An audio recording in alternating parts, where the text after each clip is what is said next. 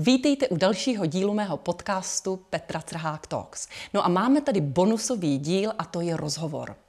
A mým dnešním hostem mé pozvání přijal Jan Dolejš, tedy Honza Dolejš, který je CEO platformy DigiSkills.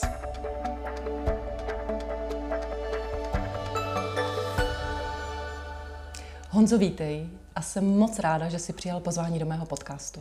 Já taky moc děkuju, když se to člověku poštěstí, že v Ostravě si může natočit podcast, takže moc děkuju za pozvání, těším se. Já bych to naše povídání, které věřím, že bude zajímavé, chtěla začít takovou jako jednou otázkou a když jsem se tak jako dívala, kdo to vlastně je, ten Jan Dolejš, Honza, tak jsem našla webové stránky a na nich jsem našla několik takových zajímavých větiček a vlastně o tom, kdo jsi a co děláš. A rovnou mě zaujalo, že máš takový trošku jiný způsob vysvětlení, co to je a ta tvoje role CEO. Tak prosím tě, co to je za roli, jaký rozumíš, co vlastně děláš? Jo, bylo by úplně nejlepší, kdybys to přečetla, co tam přesně mám, protože ty moje stránky dělala umělá inteligence a vznikly asi za 2 minuty, takže občas jsou tam možná věci, které ani já nevím, ale taková ta klasická zkratka CEO, tak já ji tam mám napsáno jako enthusiasm officer, což není to, že bych měl jinou roli. Pořád jsem ředitel, pořád jsem ten CEO, tak jak to lidi chápou, ale spíš se na to dívám, takže se snažím lidi podporovat a snažit se je motivovat a přinášet tam to nadšení, protože vím, že to byla nějaká věc, kterou moji lidé říkali, nebo lidi v mém týmu říkali, že čím často inspiruju, tak jsem si řekl, hele, možná to bude lepší než ten executive, ten, co něco vykonává, řídí, tak vlastně spíš ty lidi inspirovat, motivovat a rozvíjet. Proto jsem si to tam dal a tím, že to takhle lidi občas zaujme, tak si myslím, že to nebudu měnit. Mě to velmi zaujalo a právě, jak jsi říkal, šéf Enthusiasm Officer. Tak, dobře. Taky jsi tam měl napsáno, že nejsi ajťák. Tak kdo teda jsi? Jo. Hele, asi do nějaký míry ajťák jsem, ale spíš tady to, co tam píšu, je spíš o tom, a to je právě ono, protože když se řekne ajťák, tak dneska to je chápaný spíš negativně, to znamená, to je ten mimozemšťan, který když s ním mluvíte, tak vůbec jako netušíte, která kráčí, to je ten člověk, který si radši sedne úplně někam na druhou stranu místnosti. OK, to je možná ta věc, která na mě trošku sedí, takže proto je to nějak do půlky, ale co chci říct, že na rozdíl od toho ajťáka, já stojím někde v tom světě na pomezí biznesu a toho IT světa. To znamená, já chápu ty IT věci, já si dokážu popovídat s tím ajťákem, ale zároveň rozumím tomu biznesu a zároveň se to snažím překládat do lidské řeči. A to si myslím, že je ta moje superpower, to znamená, já opravdu jako ty složitý technologie, které ty ajťáci vymysleli a mluví o nich, to dokážu přeložit do lidské řeči a bavit se s tím od biznisového člověka, od ředitele, až když to řeknu po nějakou účetní nebo pokladní, která jako má úplně na párku nějaký tady složitý technologie, ale dokážeme se o tom povídat. Mě úplně zaujalo, jak jsi řekl jako superpower. Tak si říkám, že možná rovnou jako tak do začátku nějakou zajímavou otázku. A to je, kdybys právě měl říct, co a vyjádřit, že jsi nějaký jako superhrdina s nějakou superpower, jako. Tak nevím, jestli máš rád tady tyhle řekněme superhrdiny, tak kdo bys byl a jaká by byla ta tvoje superpower? Hele, asi začnu tou superpower a pak možná během toho mě napadne, která ta postavička by to mohla být. Myslím si, že ten překlad těch složitých věcí na ty jednodušší věci mi opravdu jde. Já jsem i součástí jedné talentové dynamiky mechanik, to znamená opravdu, jako když vidím nějakou výzvu, tak pro mě to důležité je podívat se na to, přeložit si to na nějakou soustavu menších kroků, naplánovat si to a podle toho jet. Jo? A zároveň tím, že si tady ty složité věci dokážu rozpadnout na ty menší celky, tak to pak dokážu lidem i vysvětlit. Jo? Takže opravdu, jako, když jsem se pak zamýšlel, v čem je vlastně dobrý Honza Dolejš, tak to bylo o tom, že dokážu ty věci vysvětlit, lidi to ode mě pochopí. Nejspíš to říkám i nějakým stylem, že se to dobře poslouchá, což já nikdy nedokážu posoudit a když já poslouchám nějaké věci, tak úplně to se mnou jako nesouzní. Ale to si myslím, jako, že je ta moje přidaná hodnota a fakt jako to plánování a dotáhnutí těch věcí do konce. A teď mi vlastně řekni, proč to děláš? Proč vlastně jako je potřeba mezi tím IT nebo jakýmkoliv oborem vlastně IT a biznisem vlastně něco překládat? Proč, jak ses tam do toho dostal? Jako, proč? Hele, skoro mi to znělo jako řečnická otázka, protože kdokoliv se bavil s ajťákem, tak musí pochopit, že tam jako je potřeba nějaký překladatel. Hele, je to úplně jednoduchý. Dneska ty technologie umějí tolik věcí a takovou jako plejádu věcí, kterou s tím můžeme dělat, a většinou to vědí jenom ty programátoři, ale ty zase neznají ten biznis. A pak tady máš biznis člověka, který přesně jako chápe, co je potřeba udělat, co je potřeba naplánovat, aby firma fungovala, ale vlastně neví, co ty technologie umí a jak by jim to mohlo pomoct. Takže mezi tady těma dvěmi světy je obrovská mezera. A já si myslím, že moje role a i role DigiSkills je vlastně dělat toho prostředníka. To znamená, my lidskou řečí dokážeme tomu vedení říct, jaký jsou možnosti těch technologií a jak to vedení potom může komunikovat s tím svým IT oddělením a jak to vlastně zprocesovat. Protože když se tyhle dva světy nebaví, tak tady máte biznisový lidi, kterým já občas říkám negativně digitální dinosauři, protože jako vůbec netuší, co ty technologie zvládají. A pak tady máš člověka, který perfektně umí programovat v těch věcech, dokáže nastavit jakoukoliv automatizaci, ale ví naprostý prd o tom, jak funguje biznis a kde by se to dalo reálně uplatnit. No a jaké to je, když takhle stojíš uprostřed? Nejsi tam někdy sám? Hele, já si to užívám, protože já jsem fakt jako takový chameleon a já jsem si občas uvědomil, hele, já jdu teď na jednu schůzku, kde si voláme s IT oddělením nějaké velké firmy a já tam s nima jedu, hej, tak teď tam nastavíte SharePoint a teď tady prostě dáte retenční politiku a tady můžeme se bavit o automatizaci a fakt jako jedu a jdu na další schůzku a tam se prostě bavím s ředitelem firmy a řešíme, jak by to zapadlo do KPIček, jak na to reagují lidi, že je potřeba dělat change management. Takže já jsem si uvědomil, že já nejsem expert možná ani v jedné té roli, ale vlastně znám dostatek zkušeností a věcí a toho jazyka, že dokážu s nima komunikovat. Takže nemyslím si, že se cítím sám, protože ať jsem vlastně s jakoukoliv tou skupinkou, tak se furt cítím napůl, jako bych byl doma. Jo? Já si občas rád pokecám s tím ajťákem, který si řeknu, hele, konečně je tady někdo, kdo taky zkouší vibe coding, kdo si taky dělá agenty a podobně, takže si vlastně rozumíme.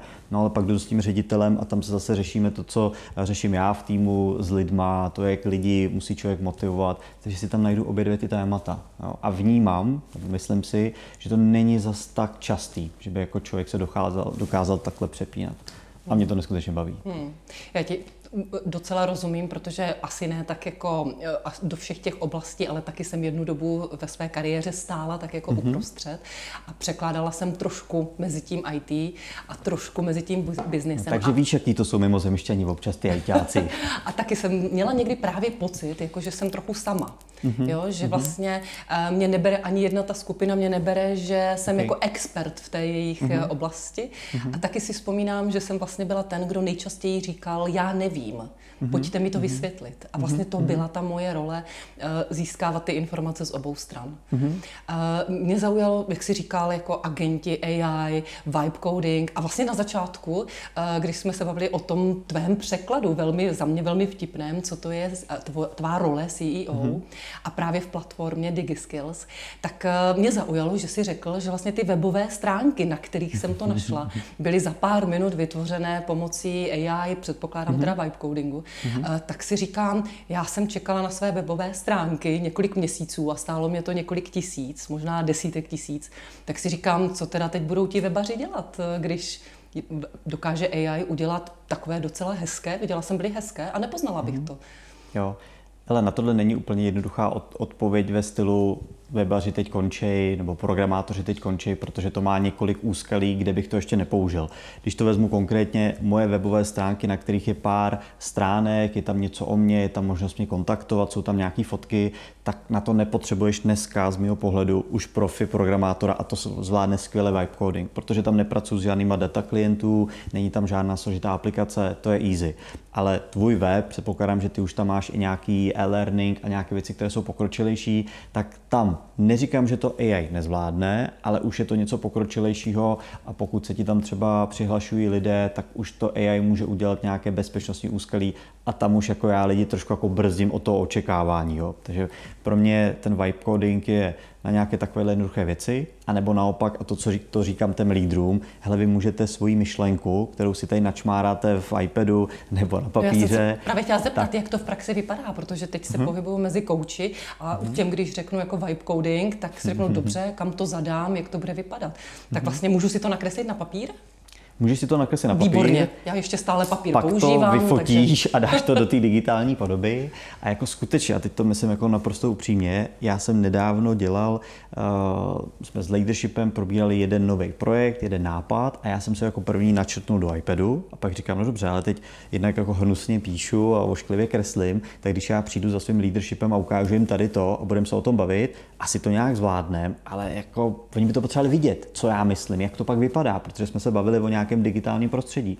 Tak já jsem to vyfotil z toho iPadu, dal jsem to do ChatGPT, řekl jsem, hele, pomož mi prosím tě vymyslet zadání pro vibe coding. On mi to pomohl jako nadefinovat, slovně, opravdu jako by to říkal člověk, hele, teď tvoříme webovou stránku, kde bude XYZ. Já jsem to dal do nástroje pro vibe coding a za pár minut jsem měl hotovou stránku, kterou jsem potom dal mému týmu a my už jsme jeli, hele, a tady by ten uživatel kliknul. A najednou už vidíš, jak ty lidi napadá úplně něco jiného, protože už to vidějí, už tam máš tu emoci, už tam máš ten zážitek. Hele, tady to tlačítko možná by bylo dobrý dát jiný. Hele, možná těch stránek máme moc. A kdybych jim to ukázal na tom papíře, tak než se do téhle fáze dostaneme, tak to bude trvat. Jo? Takže já jako otevírám oči těm lídrům, hele, vy nemusíte čekat na IT oddělení, než vám udělá nějaký první prototyp. A je jasný, že tohle není něco, co se dostane ke klientům, ale vám to zrychlí ten proces, než se dostanete do nějakého zadání a pak pořád trvám na tom, že to zadání pro nějakou pokročilejší aplikaci už pak tomu programátorovi dejte. Ale na to demo nebo na ten prototyp ho nepotřebujete. Výborně. No já jsem si úplně vzpomněla na své období, kdy jsem takhle programovala v PowerPointu. Takže dělala jsem takový vibe coding, přesně, dělala jsem takový vibe coding v PowerPointu a když jsme tak jednou prezentovali klientovi nějakou webovou stránku, kde to i vlastně vypadalo, že klikám na to tlačítko a odvedlo mě to na nějakou jiný slide toho PowerPointu, tak se mě ptali, to jsme rádi, že už to máte hotové. Takže vidím, že se to posunulo dál, že už to takhle jako přes ten vibe coding, tak já jsem teda ještě ten v tom PowerPointu. A vlastně si říkám, my jsme tak jako začali tím, jako co děláš, bavíme se i o platformě DigiSkills. Vlastně s čím se jako tak setkáváte nebo setkáváš a možná i v té své roli, a teď když zůstaneme u té digitalizace a možná tady v Česku, jo, je tady něco, v čem my jsme dobří, nebo naopak, kde nám to trošku víc vázne? Jo. Hele, nebudu tady do toho dávat nějaké porovnání s ostatními zeměmi, protože nebudu ze sebe dělat něco, co nejsem. Teď se soustředíme primárně na český trh, nebo nesoustředíme se primárně na český trh, ale máme s ním největší zkušenosti, ale naše ambice jsou, že půjdeme i ven, takže srovnám to, jakým způsobem. Možná tady máme nějaké malé odhalení.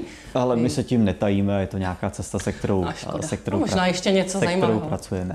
Ale co se týče Čechů a našich zkušeností, tak já si nemyslím, že by tady bylo nějaký extra jako kouzlo nebo něco, s čím bychom byli extrémně špatní. Mně spíš přijde, že jsou u nás lidi trošku jako odevzdaný, rezignovaný. To znamená, jdeme do školy, víme, jak zhruba dneska vypadá výuka ve školách, která je pořád stejná, a přestože tady máme moderní trendy vzdělávání, tak tam se to jako neodráží, takže tam nás vyflusne školní systém, najednou jdeme do velké korporace, která jede v podobném duchu a mně přijde, že ty lidi dneska jsou jako odevzdaný, v něčem se sami vzdělávat, v něčem se posouvat, vůbec nad tím nějak jako přemýšlet. A to mně přijde, že je často ten kámen úrazu, proč třeba lidi se tak efektivně neučí ty nový trendy a nejenom digitální technologie, ale i ostatní věci. No, a čím myslíš, že to je? Protože v tom máme jakoby podobný jakoby, takový průnik toho jakoby posouvání, seberozvoj a rozvoj lidí. Tak čím myslíš, že to je? Hele, je to subjektivní názor Honzy Dolejše, protože si myslím, že tohle je, když tohle někdo rozlouskne, tak to bude možná jako otázka za milion. Bude tam více nějakých věcí. Myslím si, že ta hlavní role na začátku je u nějaké výchovy. Prostě je vidět, že člověk, který vyrůstal v nějakém prostředí, které ho motivovalo a viděl to u rodičů. Já to třeba viděl u svého táty, který neustále měnil práci. A teď to nemyslím jako špatně, ale když ho někde něco přestalo bavit, tak nebyl takový ten věčný, co si na něco stěžoval a všichni jsou blbci a tak dále, ale byl tam a prostě řekl, já jim na to kašlu. A začal dělat něco jiného. A začal dělat něco diametrálně jiného. A najednou tomu člověku, jako jsem byl já, tomu synovi, tomu malému dítěti, tak to dá najednou ten rozhled, hele, on asi člověk jako může dělat, co vlastně chce. Jo? Versus když potom máte dítě, kde rodiče přijdou z práce, jsou pořád naštvaný, na všechno si stěžujou, říkají ti pořád dokola, hele, uč se, buď ve škole, dokud to jde, pak už to bude jenom špatný, tak vlastně ten člověk vyleze z té školy a už je vlastně jako odevzdaný tomu, že teď začíná to špatný období života.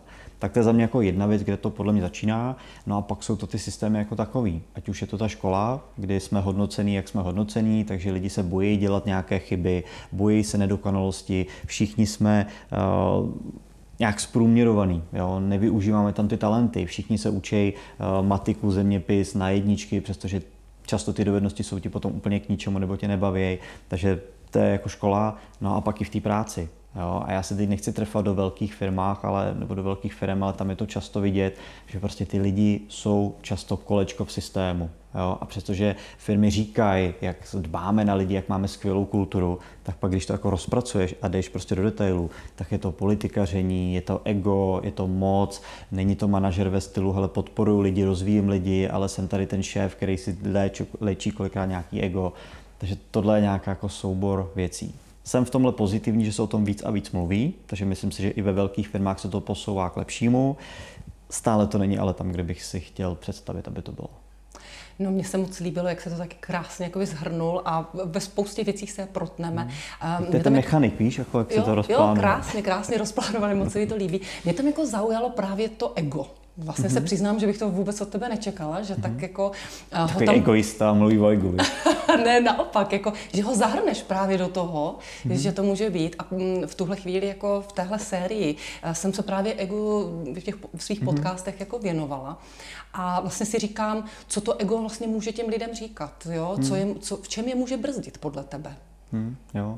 Hele, ty jsi to hezky uvedla a já jenom k tomu přidám, než ti na to odpovím a dostanu se k tomu, že já jsem se teď trošku jako trefil do ostatních lidí, ale vlastně to moje objevení ega začalo u mě, protože sám na sobě jsem začal pozorovat, že jsem udělal nějakou reakci, nebo jsem měl nějakou potřebu a bylo to vlastně jenom ukojení toho ega. Nemělo to naprosto žádný vliv nebo pozitivní účinek na firmu, na mě, na rozvoj, ale bylo to jenom ukojení nějakého ega. Takže to, co já jsem se jako na sebe naučil, fakt hele, teď mám tendenci udělat nějakou reakci, obranou, jo? Někdo mi dal zpětnou vazbu a já vlastně jako mám tu tendenci se bránit a když pak jako chvilku člověk počká, nechá takový ten rychle ještěrčí mozek, ať jako se sklidní a začneš zapojovat to racionální, tak si řekneš dobře, ale tak teď to, že se budu obhajovat, tak je vlastně nějaký jako ego, ale možná ten kolega, který říká, že ten produkt, který já jsem nějak udělal a udělal jsem ho špatně, tak on třeba ani neví, že jsem ho udělal já.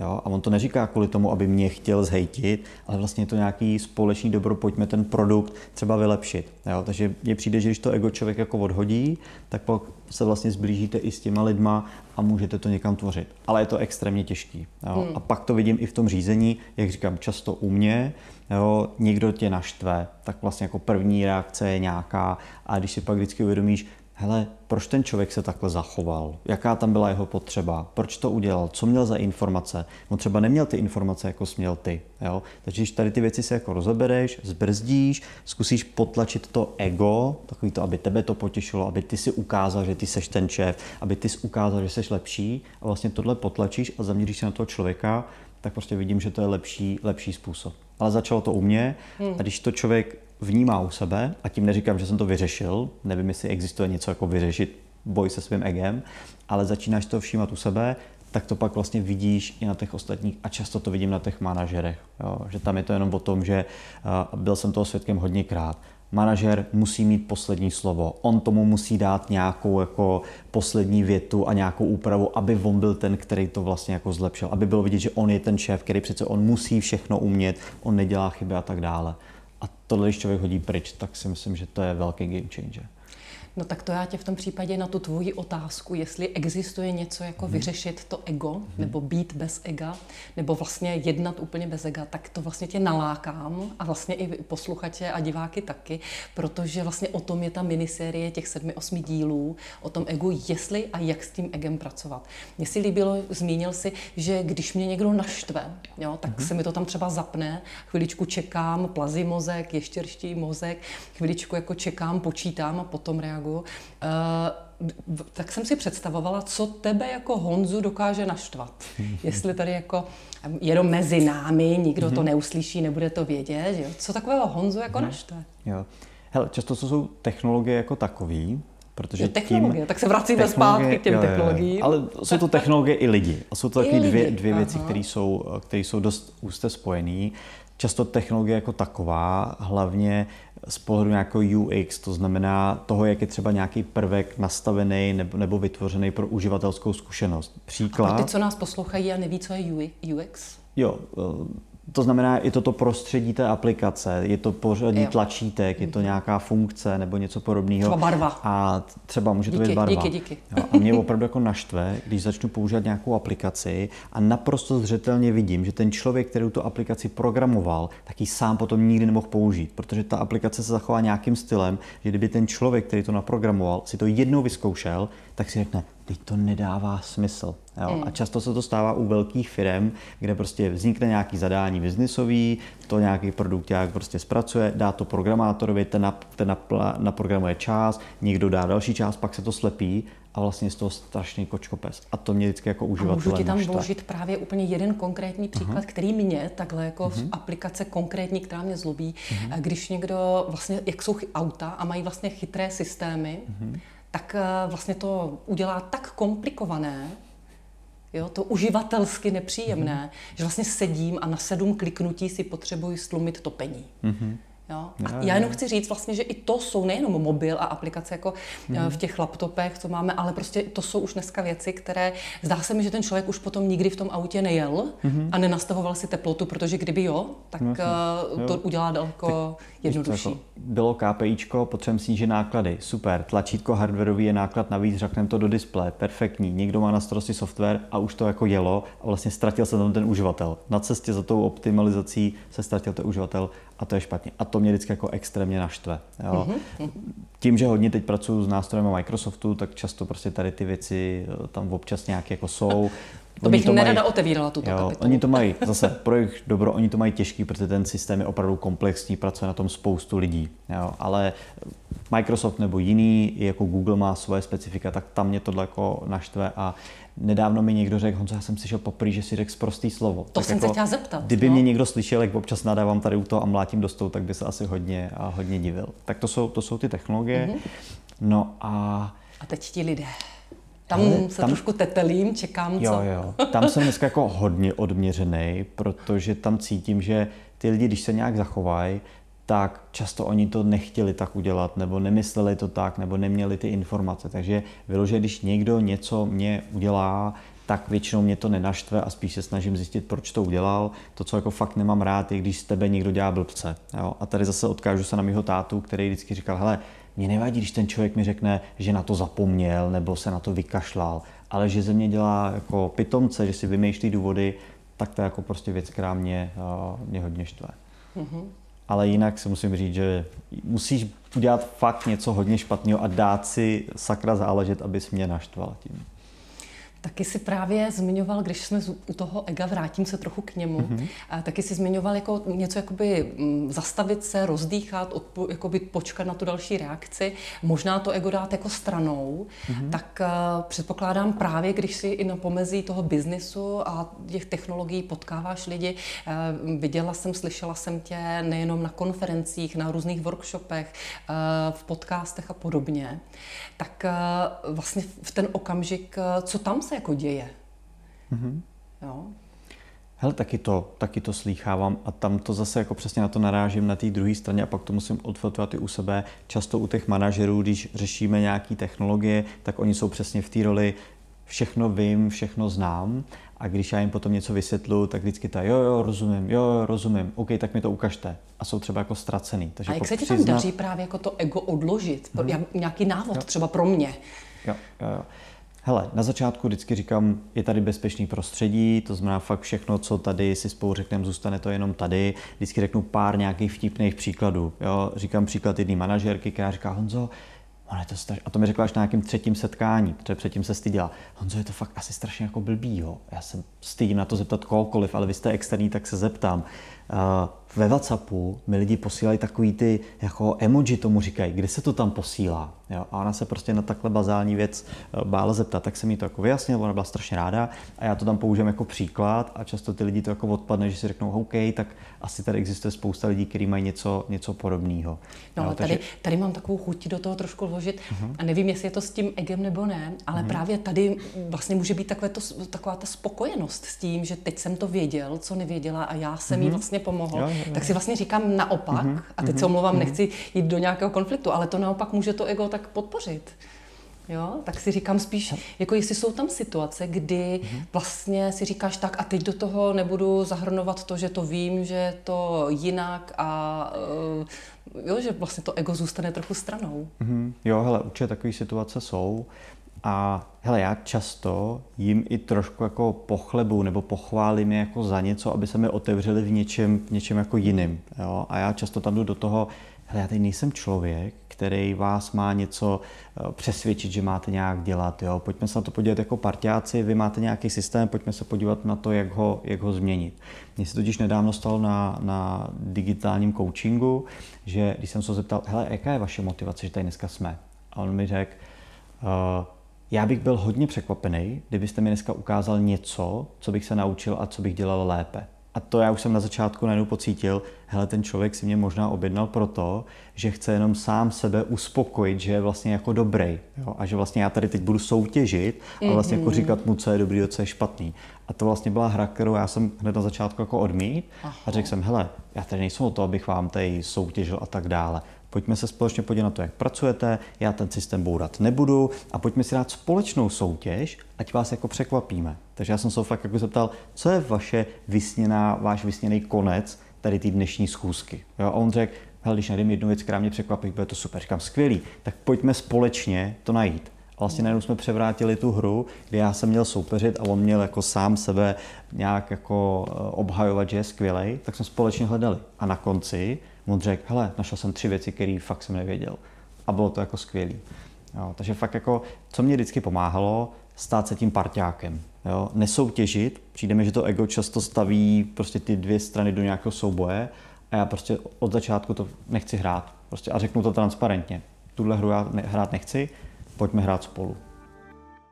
No a ty jsi zmínil, že tohle se odehrálo na digitálním coachingu.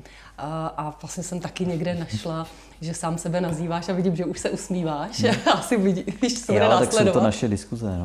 Ano, to je ta diskuze, velmi oblíbená diskuze digitální coach.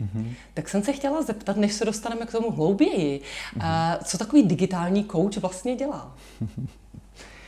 No, nevím, co dělá digitální coach jako správný digitální coach. To, co děláme my, a pak se dostaneme k tomu, proč se tady my dva smějeme, protože už to víme, tak ten produkt, který my máme, tak je vyloženě o tom, že já se setkám s nějakým business lídrem, může to být ředitel firmy, dělal jsem digitální coaching i pro šéfy banky, takže opravdu jako vysoce postavení lidé a řešíme společně, jak ten člověk pracuje, jaký má vztah k technologiím, co by chtěl díky technologiím dokázat, co třeba zlepšit, takže nastavujeme si nějaký cíle a potom vyloženě řešíme tu jeho agendu a já se mu tam snažím pomocí nějakých mých zkušeností a ukázek vlastně vylepšit ten systém, který má. Takže tohle je naše služba, kterou nabízíme, je extrémně oblíbená, extrémně úspěšná, protože najednou se někdo, kdo je biznisový člověk a zná ty IT věci, což je prostě to, si myslím, unikátní spojení, tak se naplno věnuje tomu člověku a řeší jeho agendu. Není to, že já bych tam ukazoval plejádu, hele, umí to tohle a vyber si, ale začíná to, jak vy pracujete, co vám jde, co vám nejde a já pak do toho vsázím nějaký ty prvky. A právě to, že do toho vsázím nějaké svoje zkušenosti a svoje prvky, tak to popírá trošku ten coaching jako takový, což jsem se dozvěděl, až když jsem potkal Petru, takže doporučuji první díly, kde se vysvětluje, co je mentoring a co je digitální coaching, co když si poslechnete, tak je skvělý, když zjistíte, kolik marketingových materiálů máte vytvořený na digitální coaching a zjistíte, že to budete muset asi přejmenovat, takže tohle tam je. Nicméně tím, že to moje dráha nebo poznání toho coachingu před nějakou dobou začala, tak vlastně víc a víc do toho digitálního coachingu dávám ty prvky toho coachingu jako takového. Takže dneska, když vemu to moje digitální koučování, hodinový nějakou tu jednu sekci, tak vlastně dneska už fakt jako tu první část jsem tam ten coach jako takový, to znamená vůbec tam nejdeme do toho, co já znám, co já umím, co se děje, ale jako řešíme tebe, řešíme ty, kam se chceš dostat, jo, naučil jsem se díky tobě nějaký základy grow, takže prostě snažím se tam být zatím jako hodně humpolácky, to tam nějak vkládat, což jsem prostě já, rovnou ty věci zkouším, i když o tom vím, takže už tam tyhle věci nějak jako skládám, ale je to za mě kombinace coachingu, mentoringu, konzultace, jo. Já to tak ráda úplně poslouchám, když to vyprávíš, protože... No to je taky ta moje superpower. No a já jsem právě teď přemýšlela chviličku, jako jestli jako moje ego se jako nenasycuje a říká si právě, to je hezké a já jsem to tam, takže teď taky odkládám. Já právě umím s těma lídrama. Tak to děláš moc dobře, ale já ho teď odložím ještě na chviličku, ať pořád v tom rozhovoru jsme takový partneři, protože já už jsem ti to možná zmiňovala a tady to taky řeknu, protože v té naší koučovací komunitě je vlastně slovo coach a coaching poměrně dobře definované, vymezené, tak vlastně jenom se jako zjišťují vlastně, co ti lidé tím myslí, když řeknou sportovní coaching, párový coaching, dokonce jsem viděla někde i sexuální coaching, tak se i vlastně ptám, co je potom takový digitální coaching, co tam vlastně děláš. A trošku už jsem slyšela i ty otázky, byly otevřené, už se ptal, co bude na závěr, tak dalo by se říct, že vlastně využíváš těch koučovacích principů při té práci s těmi lidmi. Jo, hlavně na tom začátku, kdy si jako opravdu stanovujeme ten cíl, tam mi to pomohlo hodně, protože dřív to bylo pro mě takový, hele, co nejdřív ho musím něčím inspirovat, jo, takže rychle se zeptám, v jakých apkách on dělá a pak rovnou jdu něco ukazovat. Jenže najednou, když je to digitální coaching, domluvíme se na jednom a má to být nějaký jako showtime, máme tam vytvořit nějaké emoce, tak ten starý princip může fungovat, ale pokud my se dohodneme, pojďme si dát 5 setkání, a pojďme se podívat, jak to dopadne, tak ty vlastně jako na začátku si potřebuješ nastavit, kam se chcete dostat, protože jinak po těch 5 setkání, jako bylo to dobrý, nebylo to dobrý, bavilo mě to, možná mě to bavilo, ale změnil jsem něco u sebe a to je vlastně to, kam se chceš dostat.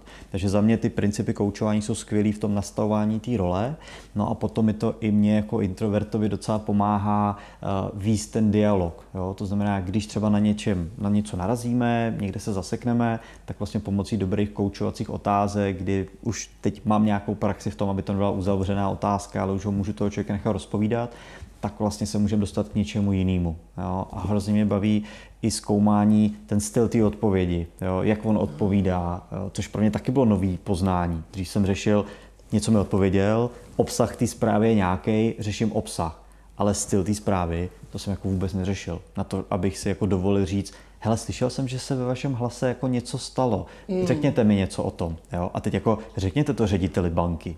To prostě jako pro mě v jednu chvíli bylo jako no-go, ale pak, když to člověk jako odhodí, tak zjistí, že ty lidi jsou taky jenom lidi a často jsou skvělí. Jo? Jako já fakt musím říct, že ty lidi, který koučuju a jsou to ředitelé bank, nebudu jmenovat, tak jsou jako skvělí, takže tam mi to pomáhá. Nádhera, já jsem se tě právě chtěla zeptat, co tě vlastně coaching a koučové naučili, tak myslím si, že to tady tak máme, ale taky si teď říkám, je něco, co by se třeba teď rád koučů zeptal? Hej, možná jak dlouho to trvá, než člověk zjistí, co vlastně ten coaching je. Protože já to mám u sebe tak, že čím víc čtu o coachingu, tak tím míň toho vím a jsem často víc jako ztracený v těch věcech. Takže by mě jako spíš zajímalo z praxe, hele, jako věnuju se tomu 2-3 roky, už to nějak jako hezky zaběhnu. No, to vítej v klubu. Já vlastně na to je taková možná... To je asi ta odpověď. Taková ta odpověď vlastně toho neustálého poznávání a je to nastavené i na tom sebepoznání. A vlastně ty tady jako popisuješ, jak jsi jako zabrousil a jak tě baví coaching a jak vlastně ty koučovací principy využíváš nejenom pro klienty, já slyším, že i pro tebe. Tak vlastně si teď říkám, co ty bys rád jako ze své pozice, ze své toho, co tě baví, AI, naopak ty rád naučil kouče nebo coaching. Co by mohlo být to, co by ty tam přidal? Jo, kdyby třeba já se zeptala, co bys rád jako mě jako kouče naučil? Jo. Zkoumám to teď, protože já jsem milovník technologií, automatizací a různých systémů, takže už v hlavě, když řeším jako coaching, tak už mě v hlavě napadá, hele, a co nějakého AI agenta, který by ti dával nějaké otázky. Jo, teď jsem si třeba naprogramoval AI agenta, který mi do Telegramu každý večer posílá 3 sebereflexní otázky, aby mi tam vytvořil nějaký návyk a podobně. Jo, takže jo, vybrainstormoval jsem je s AI, pak jsem si vytvořil agenta, takže to, co mě tam přijde jako zajímavý, tak je do toho vsadit nějaký prvek umělé inteligence a automatizace. Ale zase nechci být takový ten, co měsíc je v koučování, když to přeženu a už by jako radil to, jak ty věci zautomatizovat a podobně. Mě prostě baví poznání toho procesu, poznání těch věcí, jak fungují a pak do toho vkládat nějaký věci. Tak to je nějaký dlouhodobější cíl. Ten krátkodobější cíl, co bych mohl kouče naučit, tak je nějaká možnost spíš takových těch jednodušších věcí ve stylu, hele, možná si to nemusíte psát na papír, ale můžete použít nějaký Remarkable, který to potom digitalizuje, jo, nebo můžete s ChatGPT si tady něco zkrátit a podobně. Tak to jsou takové jako menší věci, že si dovedu představit, že kdybych udělal digitální coaching s coachem, tak tam můžeme přijít na nějaké vychytávky, kde umělá inteligence nebo technologie obecně můžou ten proces coachově zjednodušit, zatraktivnit. Tak já se hlásím a jenom mi chci říct, že poté bych už nepoužívala tady ty své jako krásné desky a vytištěné poznámky a měla bych to všechno digitálně. No, to bychom si na začátku udělali rámec grow a zjistili bychom, kam se chceš dostat. A hele, to je přesně to, co jsem říkal na začátku. Mým cílem nikdy v tom coachingu nebylo měnit něco, co funguje. Jo? To znamená, na začátku by to bylo, hele, vidím tady papír, jak to funguje, zkoušela si něco jiného a třeba zjistíme, že to pro té nedává smysl a že je jako lepší ten papír a pak přijdeme na to, hele, a ono možná je dobrý si to psát na papír, ale pak mám apku, kterou si to digitalizuju a mám to někde a nosím to sebou, kdybych to potřebovala. Jo? A to může být jako ten mezistupeň, nemusí to být 100% digitalizace, ale v nějakým tím kroku tam přijám, aby to nenaboural ten tvůj systém, ale přidalo to něco navíc. A tady znovu cítím právě i, když se vrátím k tomu egu, jo? Takový ten balans na tom pomezí mezi jistotou a vykročení do neznáma, tu mimo to komfortní zónu. A tam už se mi právě ozývá to mé ego, které má za úkol mě chránit, bránit a vlastně být v tom bezpečném prostředí. A tady už mi právě jako to ego říká, pozor, co všechno tam bude, kolik to bude práce. Dostáváš se i ty někdy do takové situace, kdy to balancuje mezi tou jistotou a těmi nejistotami. A teď ne možná jako kdekoliv v životě, nejenom v tom pracovním, koučovacím. A jak to tvé ego na to reaguje? Jo, ale velice často se s tím setkávám a je to třeba věc, kterou já se slibuju o toho coachingu, že bych se mohl sám trošku naučit s tím líp pracovat, protože teď často dřív to byl extrém, kdy jsem se snažil toho člověka zachránit a jako přesvědčit. Jo? A to prostě přijde, že nezachraňuješ. Už nezachraňuju, nebo asi zachraňuju, ale snažím se to vnímat a dělat to míň. A zjistil jsem, že čím víc toho člověka se snažíš přetlačit nějakou svojí myšlenkou, tak ho ještě víc jako pošleš do té obranné fáze a nefunguje to. Jo? Takže teď spíš jako vycházím z toho, hele, OK, slyším, dobře, tak to nechme takhle. Přesto jste ochotný si to třeba jenom vyzkoušet, hele, nic se nestane. Jo? A to je takový jako mezikrůček, který můžeme vyzkoušet a někdo pak třeba řekne, hele, ono to možná není špatný, já se pak na to podívám. Jo? A po nějakém čase třeba na to jako přejde.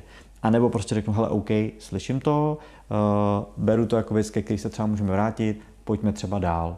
Protože já si zase jako na jednu stranu myslím, že pokud ten člověk sám fakt nechce, tak jako já nejsem ten, který má za cíl ho v tom přesvědčit. Já jsem za cíl jako pomoc na té cestě, pomoc jak nejlíp dovedu, ale vlastně to je přesně ta záchrana. Jo? Proč já bych tebe teď zachraňoval, aby si používala tablet místo toho? Je to nějaký moje ego, že si s tebe teď budu dělat srandu, že prostě vyzvídáš člověka z DigiSkills já si z toho udělám srandu. Ale vlastně jinak mě to neuráží a vlastně když najdem něco jiného, tak jsem s tím v pohodě. Já jsem tam několikrát slyšela jako záchrana, pomoc, podpora a podobné. Úplně jsem si vzpomněla, že v rámci toho enneagramu těch 9 jako hlavních egotypů je jeden z nich, který je záchranář. Tak nevím, jestli jsi věděl, tak právě i tenhle, jako i toto může být tak trochu pod vedením toho ega, které je v té reakci řídí a zachraňuje lidi. Jo, hele, je to jeden z těch vzorců, který jsem objevil, že mám, nebo ta vlastnost, kterou mám, a teď se snažím objevovat ty vzorce, kdy se to děje. A pořád jsem záchranář a já nevím, jestli se tohle dá zbavit, asi jako ne, ale spíš je to o tom, že když ta situace nastane, tak se víc a víc snažím vnímat, že to nastalo a udělat tu reakci jinak. To znamená, vždycky se ocitnu na nějaký křižovatce, hele, teď by ten starý Honza Dolejš šel a přesvědčoval tě a zachraňoval tě, abys to udělala. Nový Honza Dolejš, když si toho všimnu, tak řeknu, hele, OK, možná teď to nechám úplně bejt, anebo třeba jenom na to posvítím a vlastně jako nadloží s tím, jak na to posvítíš? Hele, spíš to jako zvědomím. Hele, slyším, vidím, jo, děláš to takhle, znám někoho, nebo sám to dělám jiným způsobem. Zajímalo by tě to? A vlastně jako někdo může to brát jako stupenku, jo, pojďme to prozkoumat. A někdo jako, hele, ne, to mě nezajímá. A já jsem s tím v pohodě. Jo? Prostě ukojil jsem trošku to svoje ego, že jsem tam něco malého jako udělal. Nabídl, ale vlastně už nemám tu tendenci tě zachránit a přesvědčovat tě a dávat ti energii do toho, abys to dělal líp. Jo? A to bylo to moje ego, které mě nejvíc svazovalo a bralo energii vlastně jako proč to ten člověk dělá takhle? Teď přece to jde dělat tímhle způsobem. Já ho prostě musím přesvědčit a musíme ukázat, že to takhle musí dělat a musím vymyslet, jak využít change managementový framework, abych tě do toho dostal a jak tě motivoval. A to už jako, to je starý Honza Dolejš. Takže tady u nás u mě teď tady sedí verze 2.0. A já myslím, že tak jako 1.0001.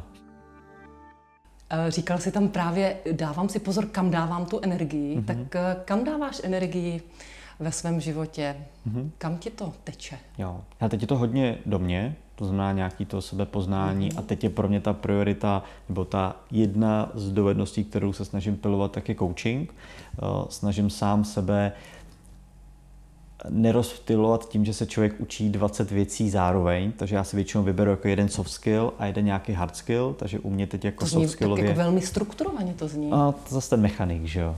Takže jako teď jedu softově coaching a hard skillově jedu AI věci, to znamená stavbu nějakých agentů a podobně. A vím, že až se dostanu do nějaké fáze, kdy si řeknu, hele, ta hlavní učící fáze už je asi za mnou, budu v tom pokračovat nějakým stylem, ale teď je dobrý se podívat někam jinam, protože tady už seš na nějakém levelu pro tebe good enough, otevřelo ti to nové věci, nové možnosti, tak prostě potom přijdu dál. Takže za mě teď ta energie jako víc do mě a míň zachraňovat lidi a míň přesvědčovat lidi, že by měli být zachráněni. Aha, to už je takové na druhou, jako přesvědčovat, že by měli být ještě tebou zachráněni. Ano.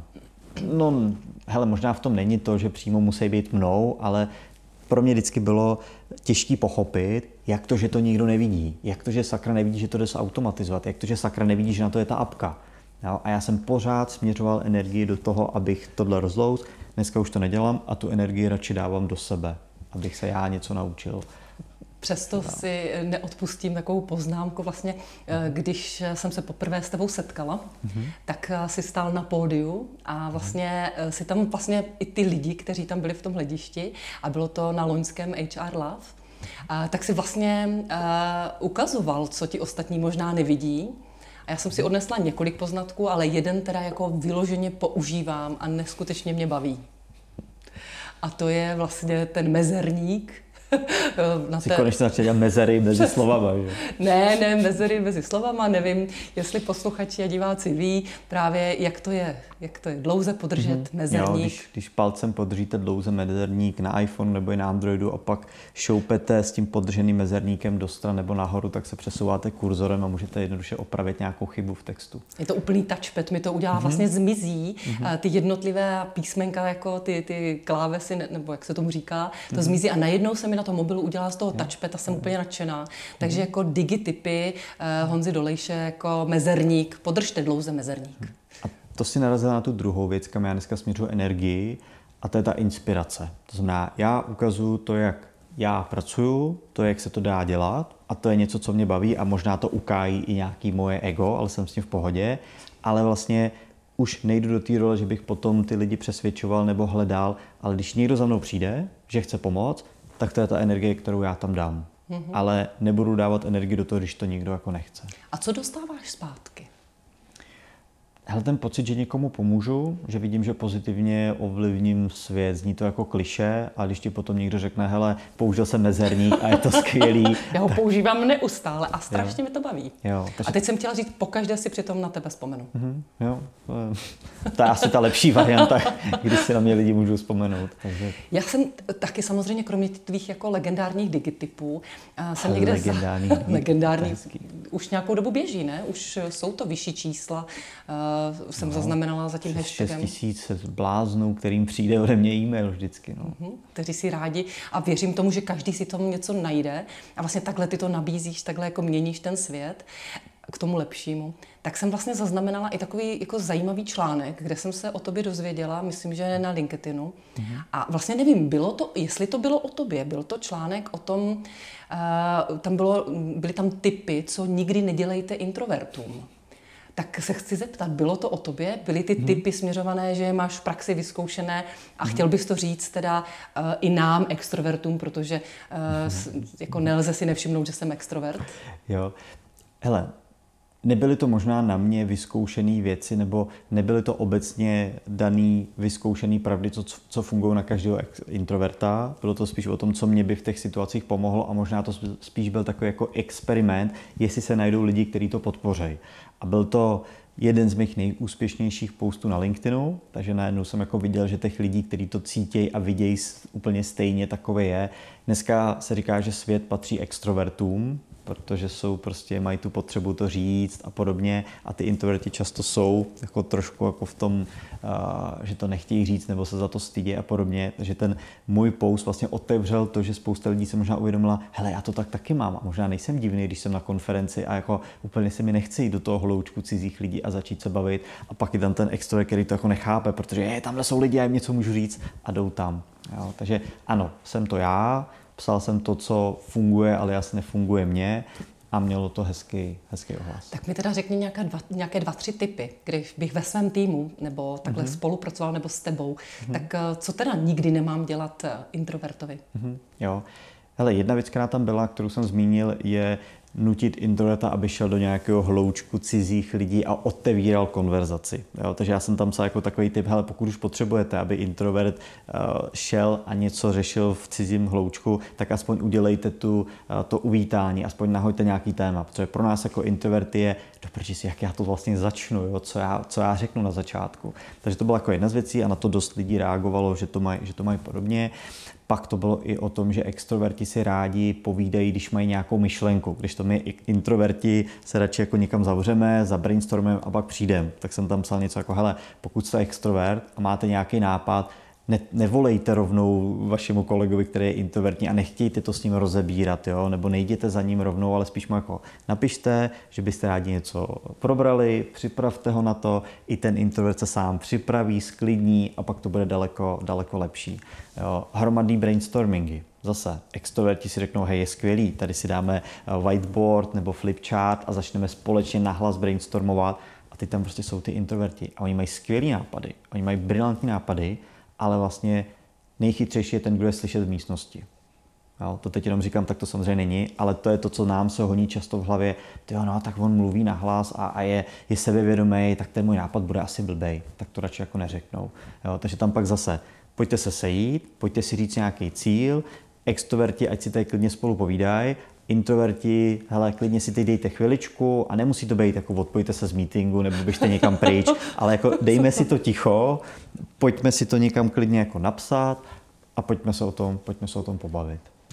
To bych mohla podepsat, protože jako extrovert mám neustále tendenci jako vyplňovat to ticho. Že to ticho právě jako není žádoucí a musím něco říct za každou cenu, což si možná všimla i v tom našem rozhovoru tady teď. Ale také se učím to jako coach, že právě jako pracuji vědomě s tím tichem po položení otázky a je to úžasný, nádherný nástroj. Ty už si to tak jako zmínil. A vlastně teď mi to tak trošku znělo jako dva tábory, extroverti, introverti. Tak pojďme to zase spojit a co máš na těch extrovertech rád? To sebevědomí. A já jim jako závidím, protože jsou situace, kdy já bych chtěl být extrovert. Jo? Vem si moje podnikání nebo moje povolání. Jsem často na konferencích, často se tam za mnou někdo zastaví, chce si povídat, nebo vidím člověka, kterýho bych měl oslovit, protože to dává smysl třeba pro náš biznis. Tak to jsou přesně ty věci, kde jako si řeknu, teď kdyby byl extrovert, tak přijdu, rozbalím to tam a sem. Takže já na vás fakt jako obdivuju to sebevědomí, tu improvizaci v té řeči. Jo? To, kde já si řeknu, hej, já jsem skvělý improvizátor, když jsem na pódiu, nebo když nastane nějaká situace, ale vlastně v nějakým běžným hovoru zaimprovizovat, najít témata, tak to je třeba něco, co jako na extrovertech fakt obdivuju. A to, že vás nabíjí ta energie, nebo že vás nabíjí to, že jste s lidmi, když to my jako introverti.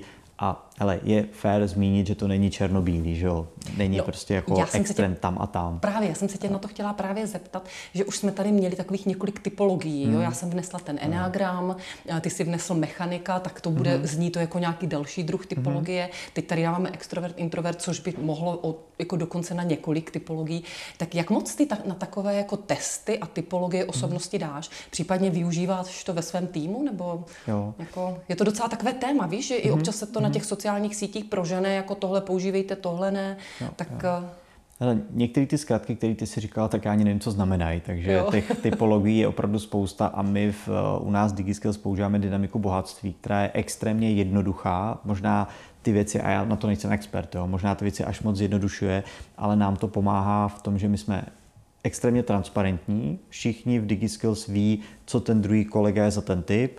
Měli jsme na začátku průvodce, který nám vysvětlil, co ty typy znamenají, jak se to projevuje v praxi. To znamená, když já jsem na té introvertní straně a jsem mechanik, tak pro mě je přirozenější někde se zavřít, tu věc promyslet, pak to třeba s ním probrat. Když to na druhé straně máte star, která to potřebuje probírat se všemi, ještě jako je ráda, že lidi poslouchají ty vtipy a vlastně jako bere energii z toho, že dokáže pobavit ostatní. A je to skvělý, protože ten člověk, když to uvědomí, tak ví třeba, jak se jako chovat, víte potom, v čem člověk třeba není úplně dobrý, takže s tím dokáže nějakým způsobem pracovat. Přišel jsem trošku jako na druhý extrém, že toho lidi využívali a bylo to jako, hej, sorry, jako já jsem, a teď nechci říkat star, to nebyla star, ale někdo řekl, hej, modrý nebo zelený. No, přesně, hej, sorry, já jsem tenhle, taky mi nemůžeš zadávat úkol, jako takhle to nejde, ty mi to musíš zadávat tímhle stylem. A jasně, jsou nějaký ústupky, které my v rámci týmu děláme, to znamená přesně jako já vím, že pro Honzu není komfortní, že mu hned budu volat nebo za ním dojdu, ale třeba mu nejdřív jako napíšu, ale můžu ti třeba zavolat. Jo, to jsou nějaký ústupky, které v rámci té typologie uděláš, protože si vážíš toho člověka, víš, co je mu příjemný, ale jako abych řekl, hej, sorry, já jsem mechanik, já prostě nepůjdu na tu konferenci, jo, já nebudu tohle dělat. Tak to už jsou zase na mě takové jako extrémy, který... To jsem se právě chtěla zeptat, jestli se pak trošku neschováváš za to, že jsi jako introvert, jo, tak hlavně mi nevolejte, nikde nebudu přednášet a ty myšlenky si tady potřebuju rozmyslet, tak... Jasně, hele, je to zase nějaká ta tendence, to ego, který jako se tě snaží chránit, takže hele, mám to tam a mozek je pak skvělej ve vymýšlení těch důvodů, proč bys to neměl dělat a podobně, takže ano, má člověk tendence se za to schovávat, je zase dobrý, když to člověk vnímá a pokoušet se s tím nějak pracovat. Ale celkově, abych se vrátil k té původní otázce, tak my s tímhle pracujeme. Já nejsem expert v tom, který ty typologie jsou lepší nebo špatný, ale když jsem to nějak jako porovnával, tak je to v mnoha směrech podobný. Takže myslím si, že zaškatulkovat se to, v čem seš dobrý, vědět, kde jsou tvoje slabiny, protože já, i když vím, že mám někde slabinu v těch vztazích nebo v těch extrovertních věcí, tak vlastně mám kolegu v tom týmu, který to má naopak. Jo, a my když tohle si řekneme, víme to o sobě, tak vlastně to je ta synergie, která posouvá ten tým nahoru.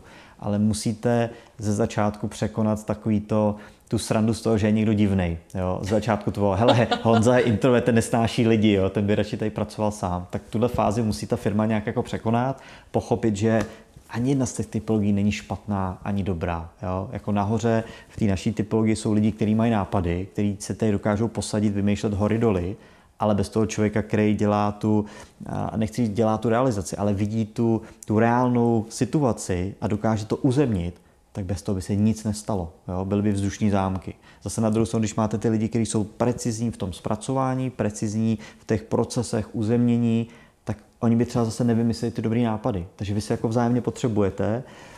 Blbý je to, že prostě ty lidi, kteří vymýšlejí ty nápady, tak jsou většinou víc ceněný a jsou víc vidět. A to mi vždycky přijde strašně líto, když prostě vidím, jak skvělí lidi jsou u nás v DigiSkills, na který často spadne ta realizace a oni to vybrousejí do skvělého systému, fakt to realizují a udělají za mě tu nejtěžší práci, ale vlastně často je potom vidět ten člověk, který to vymyslel, jo? I když tu největší práci udělají dole. Tak to mi přijde, že ten svět v tomhle není úplně fair. Já jenom dodám, nemusí to vždy být introvert a extrovert, ale máš pravdu, že jako pak se to lépe prodává těm extrovertům. No, ráda bych jako řekla to, že úplně, když si povídáme, tak z tebe je takové čiší, takové jako nadšení pro rozvoj, posun, učení se. Vlastně, jak se jako učíš? Co je to tvoje oblíbené? Jo? Teď už víme, že jsi teda introvert, mechanik a podobně, ale možná máš nějakou další typologii. Co vlastně jako je pro tebe to učení, jako odkud, jak? Co tě baví? Jo. Hele, začnu tím hnacím motorem a pak je nějaký ten systém, kterým já to dělám, který je spíš ke mně specifický. Ale to, co já jsem zjistil hlavně u sebe, tak je to vždycky o té motivaci a o nějaký emoci a zažití nějakého prvního zážitku. Jo? A já to vždycky přirovnávám, a to mám od kolega Radima, že když poprvé se svezete s vejzem on vás zavede někam blbě, tak vznikne první nějaká negativní emoce a už to třeba úplně jako jít dělat nechcete. Ale jakmile si člověk něco vyzkouší a vznikne tam pozitivní emoce, tak najednou mám ten drive to zkoušet. A coaching byl třeba krásná ukázka. Někde, a jsou to vždycky nějaký, vy jste to měli, synergie a jak ty to říkáš, ty věci, co se různě spojí a objeví, ty máš na to hezký slovíčko. Ty nevím, které myslíš. Synchronicita. Synchronicity, tak, to je to slovíčko. Takže vlastně se mi objevilo pár jako věcí v coachingu, jo, pak my jsme se potkali na konferenci, jo, řekli jsme se, hele, možná někdy natočíme podcast, tak jsem řekl, super, tak se dozvím něco o coachingu. Nějak mě to jako zaujalo a já jsem fakt člověk, zase je to nějaká typologie, který si to musí vyzkoušet v praxi. My máme skvělou firmu, skvělí lidi, takže já vím, že když si vymyslím jakoukoliv šílenost, tak ji rovnou můžu ve firmě zkusit a ty lidi mě nezabijou, za což jim jsem extrémně vděčný. Takže prostě na prvním one-to-one, kdy mě to napadlo, nebo na první zkusce s klientem, jsem využil pár věcí z coachingu, což byly úplně elementární věci, jako že dáš a co ještě. Jo? Prostě takový ty úplně basic věci. Blahopřeji. A najednou vidí, že to zafungovalo. A najednou pro mě to je, hele, to by mi mohlo fakt pomoct. Takže vznikne tam nějaká ta věc, proč tohle chci dělat. Není to u mě většinou tak, že bych někde si přečet, že je teď skvělý se učit tady tu digitální dovednost nebo obecně nějakou dovednost a dělat to. Já fakt tam musím objevit to svoje jako proč. Což prostě ten coaching třeba byl hezký příklad. Takže když si řeknu, hele, tohle dává smysl, tak můj potom systém toho učení je, teď si potřebuji získat nějaký velký půl informací o tom tématu. Pro mě to jsou často knížky. Jo? Takže první taková věc, přečtu 1 nebo 2 knížky. Občas si lidi ze mě jako z toho dělají srandu, ale fakt jako pro mě je důležitý načerpat nějaký jako big picture, takže podívám se na ty knížky a pak už je to o nějakém budování těch mini návyků. A já fakt jako myslím si, že jsem shodil takový to, že musím být perfektní, abych to mohl vyzkoušet a čekat, že já teď, čím jsem starší, tak tím dřív ty věci jdu rovnou zkoušet. Takže já jsem občas jak takový ten učitel, který je půl lekce před tím studentem, takže já si něco přečtu v knížce a na další schůzce s klientem to jdu vyzkoušet a jako dopadne to blbě, dobře, hele, většinou se nic nestane, ten klient na druhé straně to ani nevidí. Jo? Takže pak je to prostě nějaká takováhle kontinuální práce. A to samozřejmě nemluvíme o těch digitálních, ale o těch koučovacích spíš. Jo. Ale vlastně jako ty digitální jsou podobný. Jo, rozumím. Je to podobný, je to přenositelný. Jo, takže když tak vyprávíš, tak vlastně velmi často se vracíš k tomu u nás ve firmě, naše firma, jo, děláme, máme skvělé, všechno to tam zkouším a teď mám ohromnou chuť jakoby trošku vyvést z toho AI, z těch digitálních věcí a vlastně z firmy. Konečně. A teď to teprve začne jako být zajímavé, ten náš rozhovor. Co vlastně děláš, když jako nepracuješ? Když tam si nehraješ s agenty a není žádný vibe coding, jo, prostě, co dělá Honza jo. Mimo práci? Jo, hele, více snažím teď odpočívat, takže... tak to říkají všichni. Říkají to všichni, jo. Dobře, tak můžeme jít do konkrétní. Tak dobře, jak odpočíváš? Rutiny. Hodně se teď snažím dávat nějaký rutiny, takže pro mě je důležitá ranní rutina, takže jsem si do svého iPadu nebo do svého checklistu dal věci jako krátká meditace, krátké cvičení, hodně se nad těma věcma zastavit. Teď jsem nedávno byl na jedné přednášce a tam hodně pracovali s tím vnímáním a zažíváním těch věcí. To znamená, dneska, když si dám tady čaj a mám k tomu prostor, tak fakt se jako snažím pít jenom ten čaj, protože předtím to pro mě bylo, hele, teď piju čaj, nepracuju, tak si vezmu telefon a zkoumám další feedly a další věci. Takže zkusit jako dělat jenom jednu věc v čase. Jo, hodně spánek, hodně nějakého pohybu a pak je to u mě adrenalin. To znamená jako rychlý auta, motorky, seskoky padákem a podobný blázniviny. Protože třeba u těch aut, byť vím, že to není úplně moc oblíbený téma, protože často si tě pak lidi škatulkou, hele, to je ten blbec, který jezdí tady rychle po silnici a ohrožuje ostatní. A jezdíš rychle po silnici? Kde jezdíš rychle? Já snažím se hlavně na okruhu a na motokarách a tak dále. A když už to teda musí být na té silnici, abych ukojil to svoje ego, tak jako pro mě je no-go, aby tam byli kolem lidi nebo abych ohrožoval někoho jiného. Takže dokážu si představit, že ohrožuju sám sebe. A co chci říct, tak vlastně v té rychlosti, ideálně na tom okruhu, tak tam je ten skvělý moment, když žiješ tady a teď. Protože to, že ty letíš do té zatáčky a vlastně jako jediný, co tebe a tvůj mozek zajímá, je, jak dobře projedeš tu zatáčku, tak ty žiješ v té přítomnosti. A to je prostě něco, co vždycky, když po tady tom zážitku se zase vrátím do toho světa, tak si člověk pak jako uvědomí, jaký všechny kraviny zbytečně během toho světa nebo během toho života člověk řeší. Co se ti tam děje právě? By mě zajímalo, co se právě děje v tobě, když tam vlastně jedeš, možná v té rychlosti, na tom okruhu, jo, si v té zatáčce. Co tam se v tobě děje? Jo. Neděje se to ostatní. Takže když se mě ptáš, co se mi děje, tak je to, že se to fakt jako zúží na tu jednu věc, kterou teď řeším. Takže neexistuje minulost, neexistuje budoucnost. Protože často, když člověk má nějaký nervy z něčeho, tak je to nějaká viděna budoucnosti nebo nějaký zatížení z minulosti. A tam na to není čas, protože ty máš pár vteřin na to, aby zareagovala, dobře zatočila, dobře zařadila, dobře zabrzdila a vlastně soustředíš se jen a pouze na to. A mně se líbí, že tady to téma, byť to jako vůbec na první pohled nesouvisí s jinýma věcma, který v životě dělám, tak vlastně člověka trénuje to soustředění, trénuje to koordinaci, trénuje to zapojení na tu aktuální věc. A tím neříkám, začněte jezdit rychle v autě nebo dělejte motokáry, ale vlastně najít si nějakou činnost, která tě dostane do toho flow, aby si byla schopna zapomenout ten svět okolo a být vlastně jako v tom tunelu té jedné činnosti. A to je něco, co mě energeticky neskutečně nabíjí a pak se ti to vlastně vrátí do té práce. Protože když to tam nemáš, tak vlastně furt jdeš na dluh. Jo? A už zase zítra práce a teď ty problémy a jako jedeš. Já jsem tam slyšela právě to flow a úplně vidím z těch očí, jako, že to máš zažité, že tam jsou ty vteřiny, že jsou tam ty momenty, kdy jako to flow tam bylo. Dostanu tě ještě kousíček dál. A krom toho teda jako, že... Na koučování. Říkají to rozhovor, ne koučování. Ne. Chci se zeptat ještě kousíček dál. A taky už náš rozhovor tak pomaličku bude jako schylovat se k závěru. Ale přesto bych se chtěla zeptat, jako, jestli nám prozradíš, krom toho, že máš tady koníčky a flow a podobně, nějaké tvé jako životní, nějaké guilty pleasure.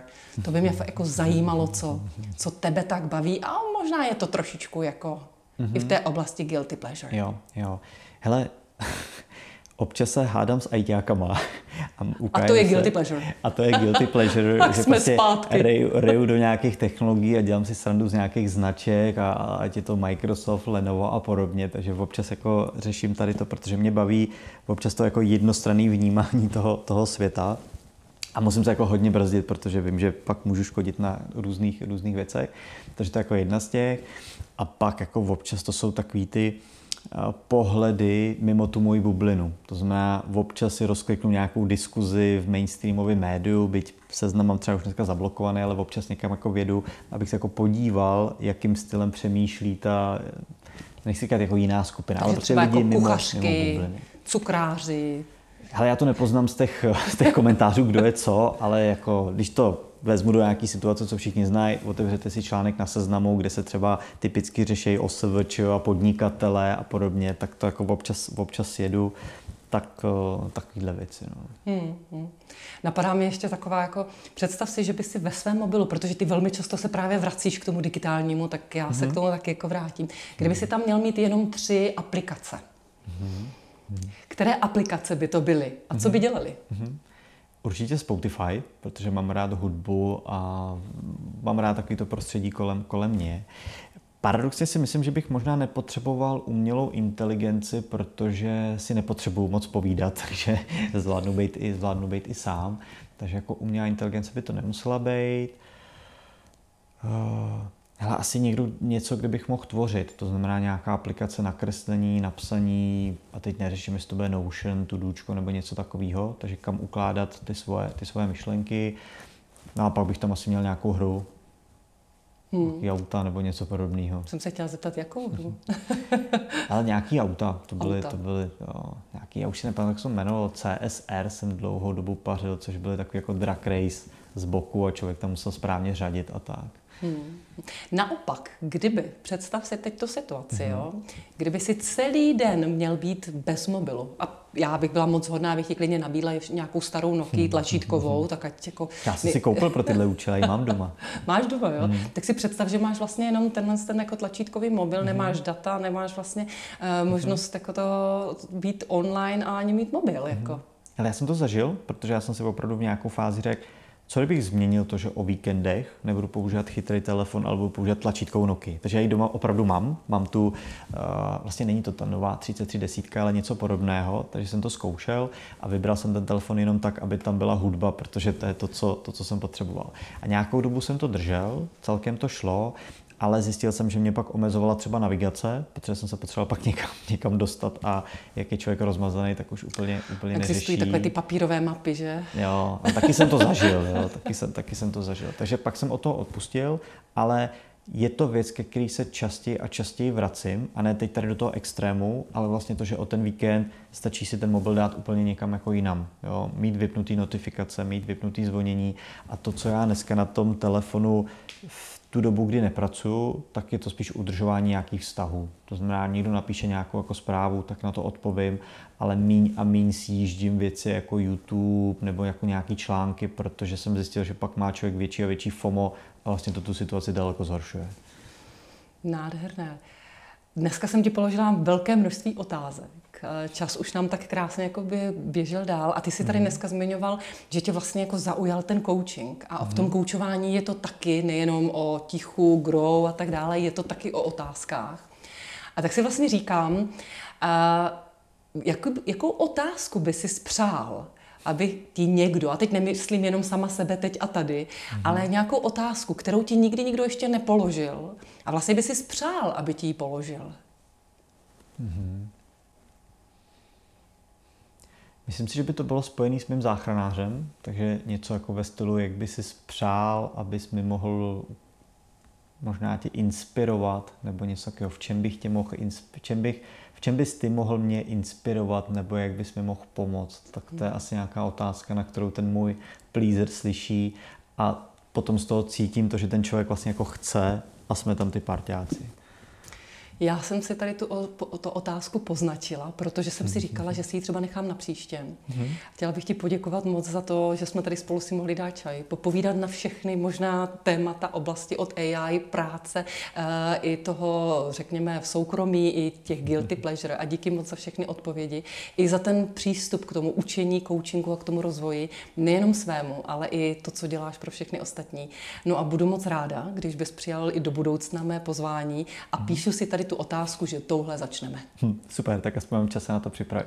Já taky moc děkuju, užil jsem si to, vůbec jsem nečekal, že už je to hodinka, takže za to moc děkuju a i díky za tvoji práci, protože vlastně ten podcast, který já jsem slyšel, tak mě teda nejdřív naštval, že mám blbě pojmenovaný produkt digitální coaching, ale to vlastně byl ten impuls se tady v tom posouvat dál a teď spolu nějaký aktivity tady na to vytváříme a ty mi v tom pomáháš, takže za to moc díky.